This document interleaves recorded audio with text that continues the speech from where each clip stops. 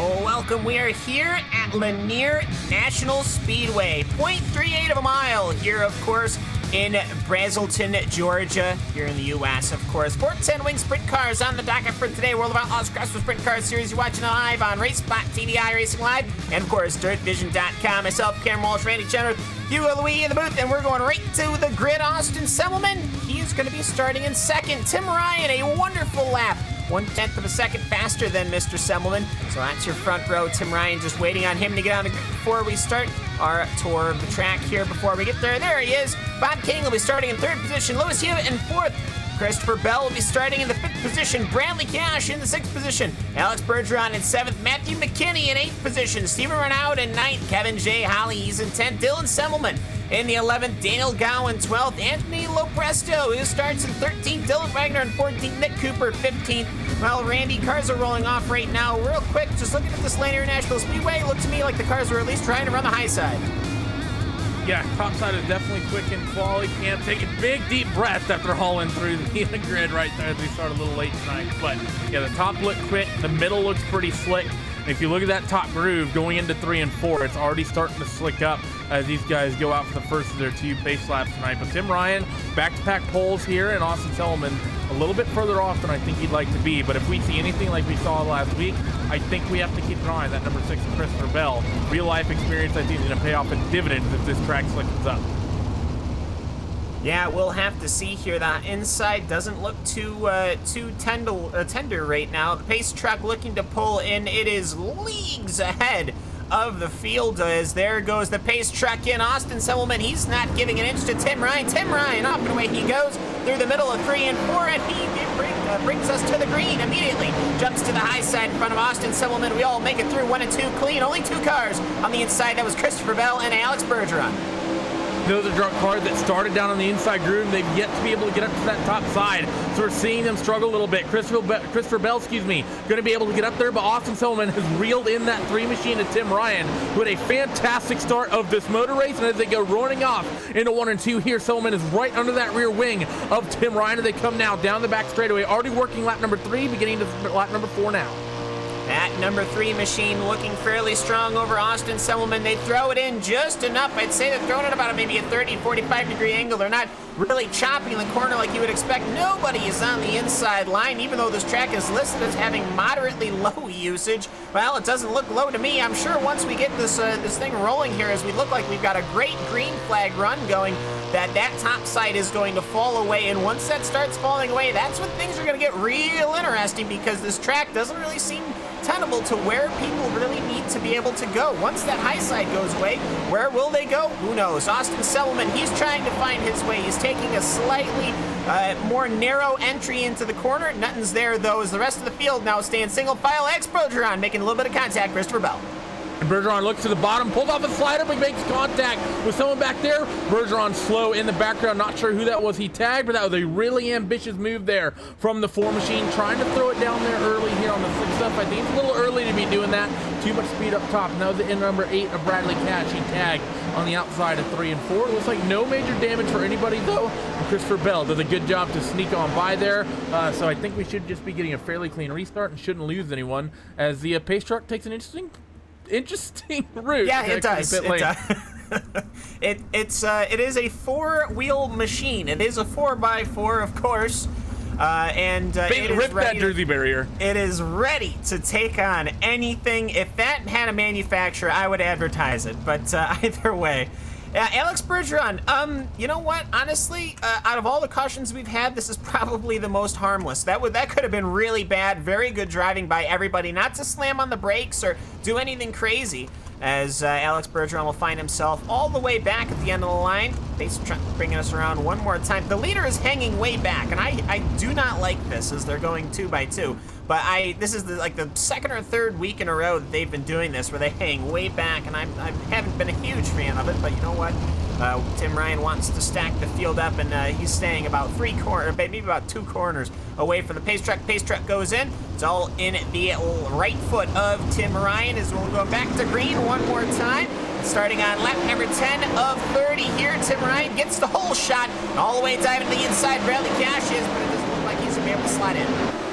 And he's going to be struggled down there on that bottom for now. If we get another green flag run here, if we can go to the end, I think we'll see that top side just start to fall away. But there is a bit of room up on the top side for these guys to use. Austin Tillman falls back from that 3 machine just a little bit, and Bob King is doing a good job to reel that gap in. It's now basically a 3-car scrap here going into 1 and 2. And you see Christopher Bell, he attempts a big slider here going through 1 and 2. He doesn't get it right. There's going to be a big pile up here on the back straightaway. 3, 4, 5, 6 cars involved, 1 up on its lead. That's Daniel Gow, who's upside down. Yellow's going to fly once again. Yeah, many vehicles involved. Steven Renaud, after this, he went all the way to the inside and ended up clipping the inside barrier. Dylan Semmelman's involved. Nick Cooper's involved. Daniel Gow, Kevin J. Holly, I think, actually managed to get through that cleanly. Yes, he did. So Kevin J. Holly got through that clean, but Dylan Wagner, I see, severely damaged, as well as, of course, Christopher Bell. Not quite sure where everybody is. I think Alex Bergeron is just pulling into the pits. I think his day might be done. Daniel Go's day is going to be done. And not what we wanted to see here. But you know what? Honestly, out of everything that could have happened, everyone just got on the binders, Randy. And I think that really mitigated any damage. Yeah, luckily for the most part it was light taps. We got 1 car landed up on his lid, but for the most part you're right, nothing really hard, nothing really serious. But I'm a little surprised to see people throwing aggressive sliders right now. The way this track is really, worn in at the moment, there's just no way you can make a slider on the bottom work. It's just so slick down there that you're only going to run up the racetrack, and there's so much traction up top that whoever you try to get by, you need to, they're just going to basically continue to drive around you. So if you attempt it, it's just going to be an incident. I think you got to give it about another 10 laps running before that's even going to be an option as pace car comes in now. Yeah, I was going to say they're going to have to really hustle and get themselves stacked up, which they do. Tim Ryan holding 1, holding 2, holding 3. He gets the whole shot. Now the inside Bob King really tries to throw it in. He'll try to throw the slider immediately on Austin Summerlin. They'll make contact. That pushes Austin Summerlin way in the back. They're going 3 wide. Cars all sorts of going over the places, and there is 1 in the wall, and that is Matthew McKinney. But you know what? He's able to continually pull in the pits. No, he won't. You're still green. Number 9 machine of Bob King went around as well after trying to throw that slider. And this is giving the number 3 of Tim Ryan a huge advantage over the rest of your field as he currently cycles through 1 and 2 with a 1.2 second lead over the 5 of Lewis Hewitt as we're approaching 10 laps to go. There's a big cluster of cars in your mid-pack as Austin Selman has gotten shuffled back there. And now look to him to maybe try to run his way through this field. He's already back up into 4th, now chasing Steven Renaud as they come off that second corner. And I think that top side is going to start dying off here in the next few laps. So look for maybe the people to start looking around here in the next 1 to 2 laps. And the question is, where do they look? That inside line, you got to remember, of course, it looks level, it looks even all the way through, but really the apron is still in there. Of course, this is an asphalt track that has dirt laid on top of it. Tim Ryan pulling almost an Eldora line. He is as high as you can go on the wall, but that apron is still down there, so you got that flat section and then the banking. So what ends up happening is as the track wears in, you can actually feel the difference between the apron and the banking. But either way, though, Tim Ryan doing a fairly decent job after that start. I think, obviously, taking advantage of that pass from Bob King on Austin Semmelman. But we have caution out on the track. Yeah, not sure what for. We saw Steven Renaud and Austin Selman were fighting pretty hard at one point, but Nick Cooper, he's the one who ended up going around. And that top side, due to these cautions, Cam, hasn't tied off the way I expected it to. I don't think this is going to be a very racy restart to the end. It's going to be all about who can get to that top side quick and early and who can keep that positioning up there. The bottom just is so slick right now that sliders aren't really going to be too viable. Everyone we've seen attempt one has just slid up in front of the other car and either gotten into that other car or been able to carry no momentum off the corner. It looked to me like Nick Cooper through the rear, and it was catching, and then it just died off and straightened out on him. And obviously, once you get to that point, not much you can do. Dylan Semmelman found himself already having a bit of a bad day, but either way, of course, I guess we got a replay of the restart. That's all right. We'll get a double replay of the restart as we're going to be on lap number 26 of 30, which Randy will bring us as we are got the 1 to go already. It'll bring us, a 3-lap shootout? Yeah, it'll be a 3-lap shootout from here. It's 4 to go this time by and then 3 to go at the line. So very short run these guys are going to have. All about the jump here. And if you're Lewis Hewitt, restarted 4th, currently 2nd. Don't let Tim Ryan get that Christmas tree style restart here on everyone as the light's just going to go out now. Yeah, pace trucks going in. Tim Ryan doesn't wait at all. They're going 4 wide across the start-finish line. They sort it all out, though, and they work themselves through. Lewis Hewitt, he's hoping to have a good finish here. We'll see if we can continue to have a green flag run as they're sticking way to the high side as Bradley Cash, he's actually finding grip in the middle over Steven Renaud as we've only got a few laps to go.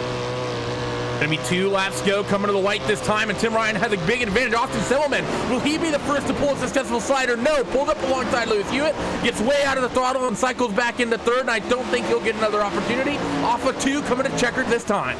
Tim Ryan, he's going to be able to take the checkered flag. Austin Sullivan, he throws a major slider. They have a drag race to the finish, and it is going to be Austin Sullivan. He makes it work and sneaks it, going through 3 and 4. Absolutely sensational. Cars all rolling across, and we had a green flag finish, and Randy, that's what we want to see.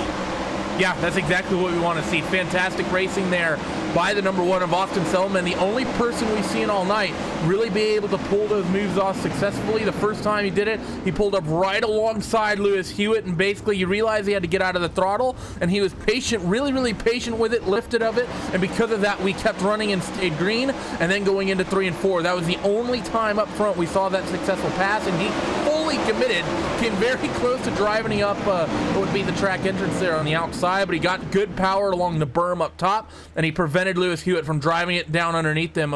Just about 100th of a second was the margin there, 200th of a second, excuse me, across the stripe, but very close there between Silverman and Hewitt. Very slick racetrack there in the middle, made it very difficult to race.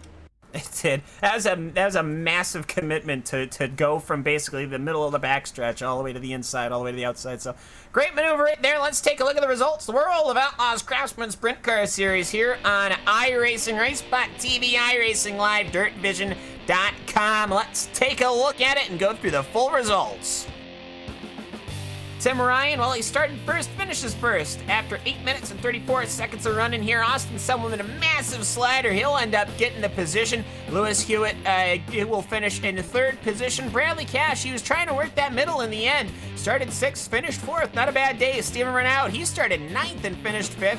Obviously, a lot of that capitalizing on the incidents in the mid-pack, but you know what? Take it when you can get it. Dylan Wagner, he'll finish in the 6th position. Dylan Simmelman, he'll finish in 7th position. Kevin J. Holly finds himself home in 8th. Anthony Laprosto comes home in the 9th position. Nick Cooper in 10th. Matthew McKinney, he'll finish in the 11th position. Bob King, what could have been, started in 3rd. He finishes in 12th after a massive attempt on a slider going on 1 and 2. Didn't work. Cycled himself well on back. 3 cars retiring. Christopher Bell, Alex Bergeron, and Daniel Gao. I gotta say, Lanier, it's a new racing circuit. We haven't really seen it here, Randy. I thought it went fairly well. Yeah, this is the first time we've had it here on these Monday night broadcasts, and it was a pretty, it's very interesting start of racing. It's the shortest racetrack we currently have on the dirt schedule here on iRacing at 3/8 of a mile, so always awesome to see. Everything else is basically a half-mile racetrack, maybe a little shorter, a little longer, but they race as big circuits. This is a little bit tighter, and because of that, a lot more interesting to watch. I really can't wait for when we get some smaller racetracks, things of like quarter miles and things of that nature. That's going to be a lot of fun, but I can't wait to see what happens with this racetrack. I think, I have a feeling that if we get a long enough green flag run, and a good track state starting out, I think we're going to see racing like we saw last week at USA. I think Lanier could be one of the best tracks on the schedule. Yeah, that was some pretty good racing right there. The track, even though it was listed as lower usage, that thing really, that middle line was really torn up. But either way, we've got our 2nd place finisher of Austin Selman here, and he is going to be joining us in at the RaceSpot TV booth. Let's see if we can get him up here. Austin Selman, that massive slider going into 3 and 4, huge commitments. There we go, Austin Selman. It's not the race win, but you know what? That was an amazing move on that last lap. Yeah, it was exciting.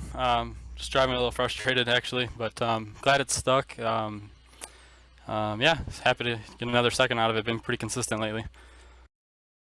Yeah, now going through, obviously this is our first trip here to Lanier National Speedway. We had a really good green flag run at the start, but you know what? We had a couple of those cautions in the middle. Quite a bit of people were really not very hesitant to pull the trigger on maneuvers that might not have worked out, and I think we saw that in the middle section of this race. Oh yeah, when everybody gets lined up behind the leaders, I think they're going to pass 3 rows on a restart, which can't happen. So it's kind of frustrating, but like I said, I'm happy to somehow get out of there with a second place finish, even though I felt like I had the fastest car. I was just being patient really early on, kind of just following Tim, waiting for the track to do something, and kind of waiting until the track come to me, which it did, but we saw what happened on that restart there. Yeah, that was interesting, but either way, though, Austin, I think it went fairly well.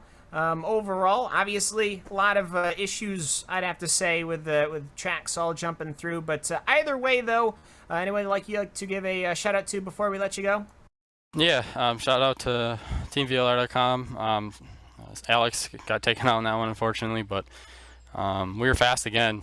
Just couldn't get the W tonight. But VLR, iRaps, we had them on the car, of course. Word is we got something special coming for Breast Cancer Awareness Month coming up. We got some pink coming on the car, so that'll be cool. Buffalo Wild Wings, as always. Just saying you guys for putting this on. Well, thanks very much for hopping in the booth with us and giving us some eyes on the ground. We, of course, wish you the best of luck at Williams Grove. I think you've had a lot of success there going forward, so hopefully it goes well. Yeah, thank you. I've been really consistent this year, with the exception of the first race when I was leading and got taken out. But got some couple of good runs here. Finishing in the top 3, and Williams Grove's always been a good track for me. So looking to go back there and see if we can get a win. All right, Austin Selman, thanks very much. We'll Thanks, talk guys. to you next week. So, Randy, well, we've had 30 laps here. Quite a bit of it was under caution. I'd probably say maybe 10, 12 laps of it was under the yellow flag. But you know what? The racing that we did see looks promising. Yeah, it did. With it being the first time out, that was fairly standard. The very first time this track, not even the first time it's been broadcast, but the first time for these 410s that has been put into the official schedule. And that was the first race of the week. So I think everyone did a relatively good job, all things considering. But going next week, we're going into a little bit more of a known quantity in Williams Grove, back to the half-mile racetrack in Pennsylvania. 30 laps around that place as well. That should be a good one. Yeah, should be. So, Hugo, I think it is about that time. We're going to cue the music. We're going to start heading out. But before we do, we'd like to thank you for making RaceBot TV part of your day. The World of Outlaws Craftsman Sprint Car Series here on iRacing is, of course, on iRacing Live, RaceBot TV, and DirtVision.com. Randy Chenoweth, myself, Cam Walsh, and Hugo Louis, and the production booth. And we'd like to thank you very much for making us part of your day here from Lanier National Speedway, of course, with our brand spanking new overlays from Anwern Design and all the rest of the crew that make that work. Thank them very much. And, of course, thank you for making us part of your day. We'll catch you next time. It's Williams Grove. We seem to have good races there. Let's see if we can roll it on to week 4. This has been week 3, World of Outlaws Craftsman Sprint Car Series here from Lanier. Have a good one. So long for now.